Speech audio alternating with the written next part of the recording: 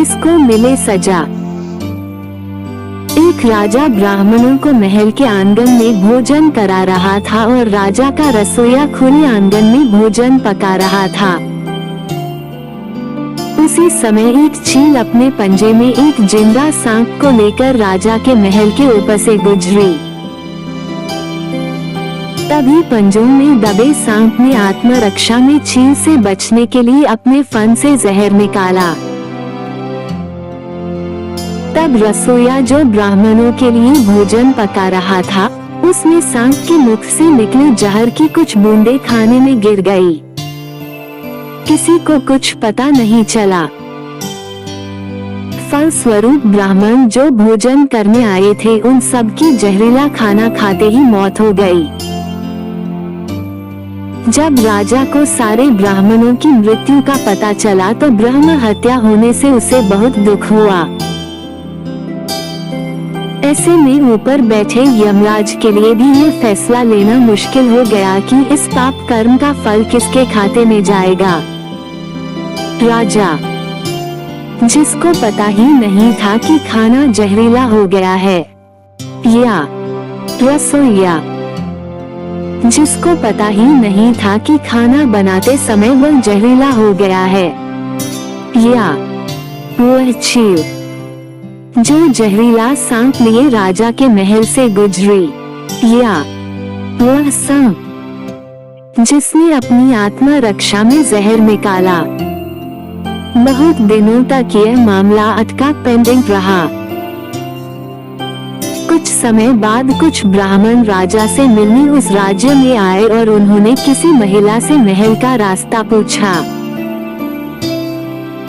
उस महिला ने महल का रास्ता तो बता दिया, पर रास्ता बताने के साथ साथ ब्राह्मणों से ये भी कह दिया कि देखो भाई, जरा ध्यान रहना, वह राजा आप जैसे ब्राह्मणों को खाने में जहर देकर मार देता है। बस जैसे ही उस महिला ने ये शब्द कहे, उसी समय यमराज ने फैसला ले लिया कि उन मृत ब्राह्मणों की मृत्यु के पाप का फल इस महिला के खाते में जाएगा और इसे उस पाप का फल भुगतना होगा। यमराज के दूतों ने पूछा, प्रभु ऐसा क्यों? जबकि उन मृत ब्राह्मणों की हत्या में उस महिला की कोई भूमिका भी नहीं थी।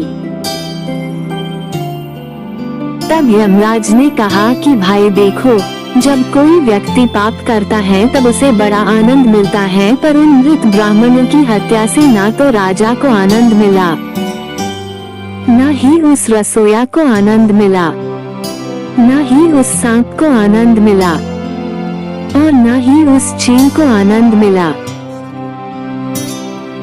पर उस दुर्घटना की बुराई करने के भाव से बखान कर उस महिला को जरूर आनंद मिला, इसलिए उस अनजाने पाप कर्म का फल अब इस महिला के खाते में जाएगा।